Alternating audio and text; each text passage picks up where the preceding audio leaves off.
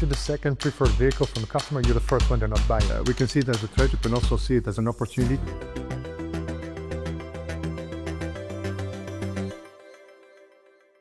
Welcome to The Big Question, the series from Euronews where we speak to some of the biggest names in business. I'm Hannah Brown, and today I'm joined by Xavier Martinet, CEO and President of Hyundai Europe. Thank you very much for joining me today, Xavier. Can you just tell me a little bit about where you currently sit in the European market? If you look at personal cars, we're at 4% market share in Europe. We're ranked number 10 on the market. When you look back in time, 10, 15 years ago, we're at half this market share. So Hyundai has been growing over time.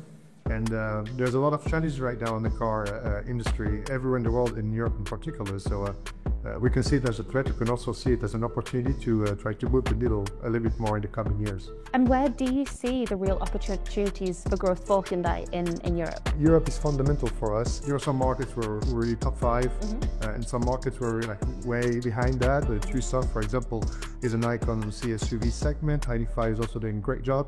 There are some other segments, like the B segment, in which we are not performing as well. From the private buyer point of view, people buying the cars one by one, we're doing a pretty decent job with a 4.5% market share. But when we look at the B2B segment, which is like fleets, we're up so good, we're at 3.3%. So again, it's room for improvement. There's potential to be seized in many different areas in Europe. We need to develop products that are taking European customers' needs, lifestyles, demands. And when we do have global products, we need to calibrate them, because you don't drive on the German Autobahn like you drive in an interstate in the US. I mean, we need to be able to like somewhere really adjust and fine-tune the vehicle characteristics so that the vehicles satisfy the customers wherever they drive.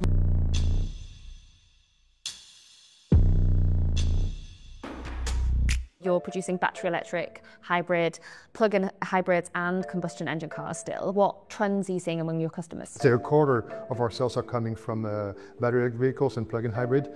We have roughly 30% coming from hybrid, and then the rest is coming from, let's say, internal combustion engines. It's in line with the market evolution. EV adoption is there, but not at the speed that was planned by everybody a few years back. So if you look into what experts were saying 3 years ago, for example, they were saying by 2025 there should be a 30% EV mix in Europe. We're at 17.5% in terms of market right now, total industry volume, and hybrids are really the ones taking the votes from the customers today. So we need to continue developing our strategy with these two legs. There's this EV leg and there's this hybrid leg for the future. And you've announced production on a new car in the Ioniq family to start early next year. Can you just tell me a little bit about where that fits within your product range? This vehicle was really built for Europe. It was designed for European customers. It was developed with the engineering center for European customers. And that shows really how important Europe is for Hyundai. I mean, it's the whole strategy that we've been launching quite some time ago. We need to cover all the segments of the market with EVs. Because right now what we see, for example, is that the EV mix is actually higher for fleet customers. Yeah. But retail buyers right now have a lower mix of EV. They still want to buy the old ones also because either they don't find the car they want or the price is too high. And this is why for us targeting this lower part of the segment with the strong EV propositions was fundamental. And it's one of the challenges that we have with EVs is that they're more expensive than, let's say, internal combustion engine vehicles. So again, it's important that we have the right balance between, again, the specifications of the vehicle, you have the right range, you have the right charging speed, you have the right equipment in the vehicle, until a price that's compatible with purchasing power of European customers in this segment. So it's a delicate balance, and right now there's a lot of great offers on the market. So you need to generate some kind of emotion that makes people want to buy your car. I usually say that if you're the second preferred vehicle from a customer, you're the first one they're not buying. And on that note about pricing, do you think that EVs currently, not just Hyundai, the whole market, do you think they are really affordable for the average European? Well, they're more expensive than ICE. Obviously, there's a price gap between the two because there's a cost coming with the technology. And so, yes, they're more expensive in terms of retail price that we're selling our cars at. At the same time, the total cost of ownership has to include also the fact that electricity costs you less than fuel what you're putting in the vehicle. You have to include also the fact that maintenance costs much less because you have less moving parts in an EV that you do have in traditional vehicles. When people discover EVs, they realize how quiet the car is, how easy it is actually to use. They realize that the running costs are actually much lower than what they were used to before.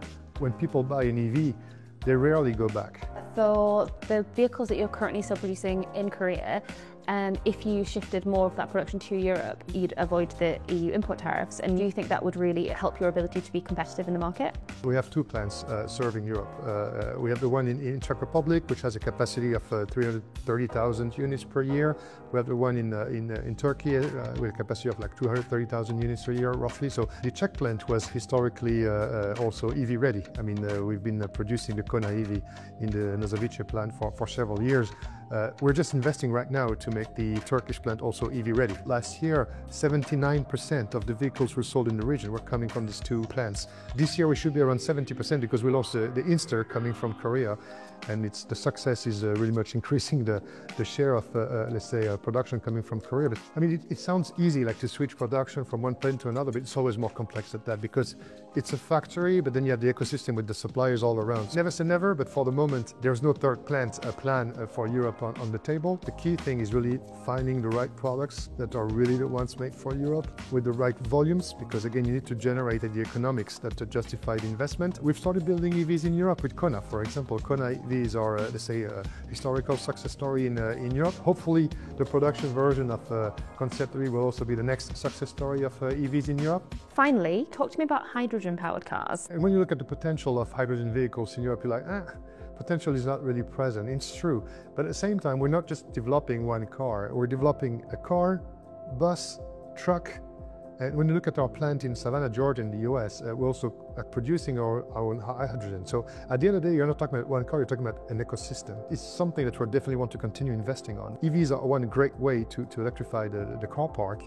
But we also have some questions about access to raw materials and rare earth materials. And will these tensions on access to raw materials really change? Not so sure. So again, it's quite interesting to develop some kind of alternative that one day might become quite interesting or might become like quite viable actually as a complement. So we're not opposing the two.